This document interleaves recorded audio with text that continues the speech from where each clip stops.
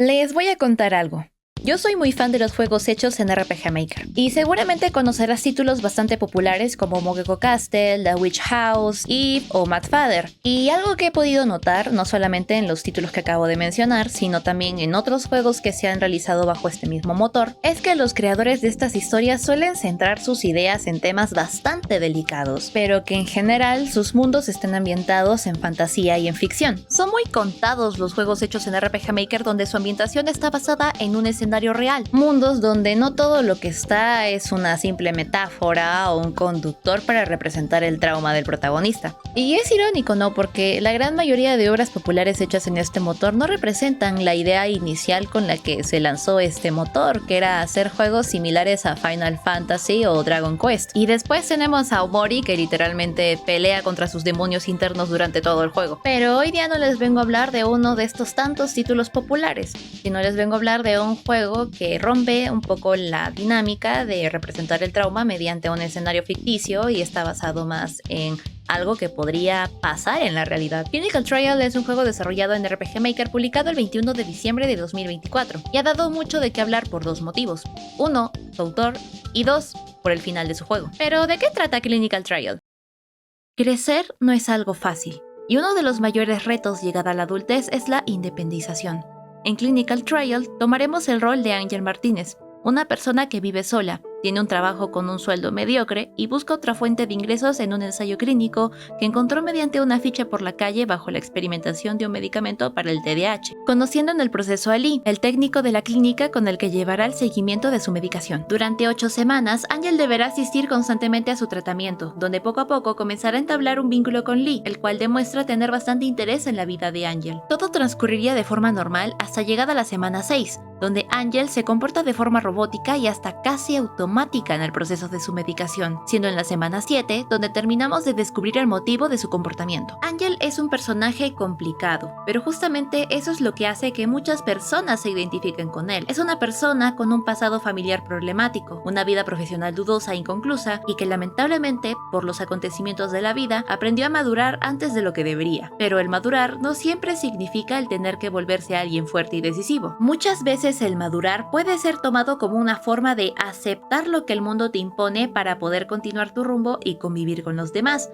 como en el caso de Ángel, el cual debe mantener su indiferencia para poder tener un techo donde vivir. Pero bueno, luego de descubrir cosas sobre su vida, lo que vuelve la situación tensa es el hincapié de Lee para preguntar sobre la invitación que le hizo un amigo del trabajo a Ángel, lo que da inicio al conflicto emocional entre ellos dos. ¿Y por qué? Como hemos explicado, el que Ángel hubiera tenido que madurar apresuradamente no significa que lo tenga que saber todo como un adulto. Realmente, los adultos a veces no lo saben todo, y eso está bien. El problema está cuando otras personas se aprovechan de estas debilidades para ser crueles. A pesar de que no lo vimos, pero si eres muy atento al momento de jugar, Ángel le llega a comentar a Lee que tiene una cita. Dicha cita es con un compañero del trabajo. Este compañero en particular ha tenido roces e intereses hacia Ángel, pero no de una forma bonita, ganándose su confianza para finalmente, en la dichosa salida, este abusará de Ángel. Lee se percata de esto y hace posiblemente la pregunta que desencadena todo en Ángel. Él pregunta directamente si hizo alguna llamada a la policía, que hace reaccionar a Ángel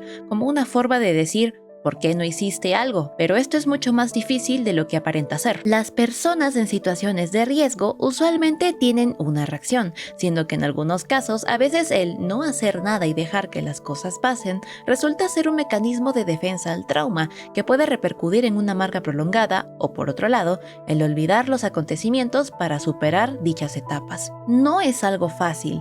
No es algo que todos puedan comprender, porque a la hora de la verdad podemos decir que estas cosas pueden evitarse, mas llega a ser distinto cuando vives este riesgo en carne propia, lo que convierte no solo a Ángel, sino a las personas emocionalmente débiles en un blanco fácil de manipulación y aprovechamiento. Y aunque tengamos todo este análisis, Clinical Trial no busca concientizar estos temas, más bien es todo lo contrario, pero eso lo veremos más adelante.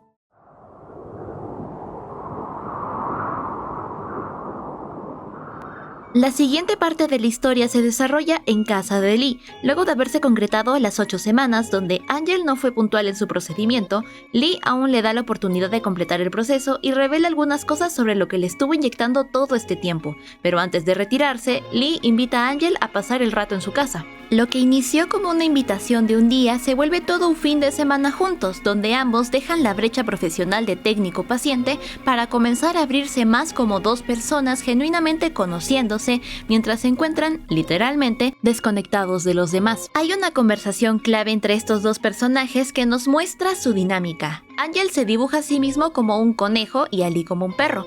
Esta elección de animales no está solo porque sí, ya que demuestra la naturaleza de cada uno, mientras que Angel se ve como alguien frágil que busca escapar de sus problemas pero es cazado por los mismos en el proceso. Lee es el amigo fiel y protector que Angel necesita. Se complementan de tal forma que pareciera que el tiempo se alineó de forma exacta para que se conocieran, pero todo esto llega a ser un poco inquietante. Cuando Angel tiene que irse, Lee demuestra demasiada insistencia para que se quede, llegando a tal punto de decirle que se mude con él. Aunque obviamos eso, Lee se retira para hacerle mantenimiento a la camioneta en la que piensan retornar a la ciudad, pero como la curiosidad mata al gato, terminamos explorando la casa de Lee para tratar de volver a tener internet o señal en el lugar, descubriendo algo que quizás no teníamos que haber visto.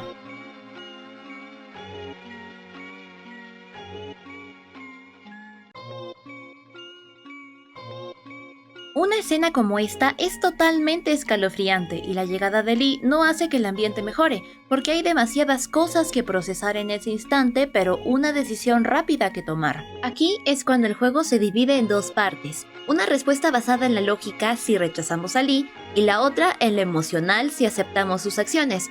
El resultado no te lo diré ahora, ya que el camino a la resolución es el mismo, pero quédate con tu respuesta para verlo más adelante. Entre mover una cosa y otra, terminamos de completar lo que tratábamos de hacer desde un inicio y volvemos a tener conexión con el exterior. Uno, tras muchos días sin dar señales de vida, se esperaría recibir algo. Un mensaje, una llamada, pero nada. Angel no recibió nada, lo que le hace cuestionar si su existencia es realmente importante para alguien más, y entre tantas emociones de por medio, terminamos descubriendo un pasaje secreto. Descendemos y nos encontramos con un cuerpo, el cual parece ser del compañero de trabajo de Angel. Y parece ser que no se está moviendo, así que se puede intuir el estado en el que se encuentra.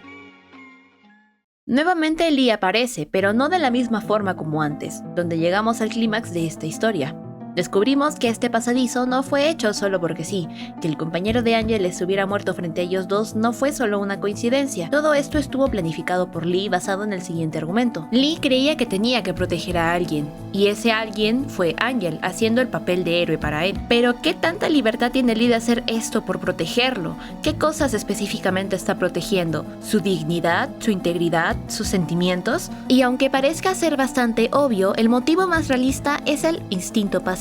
El que tanto estás dispuesto a hacer al momento de amar. Los crímenes pasionales no solamente se dan entre dos personas que conformen una relación, puede existir un tercero que por muchos motivos sea el que realice el crimen. En el caso de Lee, si vemos un poco de los diálogos cuando estos dos están comenzando a conocer, específicamente la escena donde ambos van en su camioneta, el pasado de Lee nos hace creer que puede estar en una situación similar que Angel. La única diferencia es que mientras que Lee tiene los medios para poder mantener una vida corriente, entre muchas comillas, Angel tiene que batallar por su supervivencia diaria. El sentimiento que une estos dos personajes es la comprensión, donde Lee genera una relación unilateral con Angel donde creía comprender todo lo que estaba pasando y sufriendo, siendo que para cuando Angel fue abusado, el sentimiento de la ira llevó a Lee a cometer este crimen. Ahora, yo sé que quizás si estás viendo esto es porque te gusta este juego, lo conoces o viste algo de este por la cantidad de fanarts y contenido que tiene en internet. Seguramente estás esperando que hable del rasgo autista de Lee, pero no lo veo relevante para esta historia. Esto no se habla explícitamente en el juego, solo se intuye por la forma de vida organizada que tiene, su aparente hiperfijación por los camarones y la mala interpretación que tiene su familia sobre él cuando trata de relacionarse, pero esto no justifica nada de sus acciones y solamente es algo confirmado por su autor fuera del juego. Durante el transcurso transcurso, a pesar de tener este rasgo, Lee demostró ser una persona que comprende su entorno, sabe lo que es bueno, lo que es malo, orquestó todo este asesinato de forma precisa. Inclusive hay un minijuego donde podemos taladrar una parte de la columna toracolumbar de quien ahora sabemos se llama Brandon, de una forma muy calculada, o sea, ya es intencionalmente cruel, porque se basa en la lógica de hacerle sufrir lo que Angel sufrió en su momento, creando su propio concepto de lo que es hacer justicia. Hay mucha gente que respalda sus acciones basadas en el espectro autista, cosa con la que no estoy de acuerdo. Lee no es un personaje inocente o inofensivo, más bien es una amenaza que se oculta tras una apariencia tranquila y supuestamente protectora. Y si hasta este punto del juego viste o sospechaste de las actitudes de Lee, seguramente tomaste la decisión más lógica, rechazar sus acciones y sentimientos. ¿Qué pasa si te digo que este es el final malo del juego? Lo que sucede en este final es un conflicto de emociones por ambas partes. Angel siente que fue engañado todo este tiempo, pero más que eso, siente que Lee lo está subestimando, pensando que esto era lo que quería cuando realmente no es así. Lee entra en desesperación, ya que al ver el rechazo de Angel siente que ya no tiene sentido continuar con todo esto. En un último intento de salvar la situación, Lee le ruega para que colabore en su plan, pero este lo rechaza totalmente, lo que lleva a Lee a tomar su última carta, taladrar su cabeza para no tener que afrontar la consecuencia de sus acciones, porque ya lo ha perdido todo. Angel se va de la casa y queda de forma muy ambigua lo que hizo después de todo lo que presenció, y se supone que esta debería ser la decisión correcta porque estamos frente a un acosador y asesino, pero lo deja de ser gracias a su propio autor. La historia trata de decirte que la respuesta correcta es el aceptar todas las malas acciones de Lee. Si aceptamos las acciones de Lee, el diálogo de Angel será distinto, donde se trata de convencer que si Lee le hubiera querido hacer daño, ya lo hubiera hecho desde un inicio. La situación se vuelve más emocional, donde prácticamente se reafirma la postura de protección de Lee que tiene hacia Angel, justificándose en la buena acción de hacer justicia, haciendo que Angel ayude a Lee a completar su plan para desaparecer el cuerpo de Brandon, con la condición de que esta situación no vuelva a ocurrir.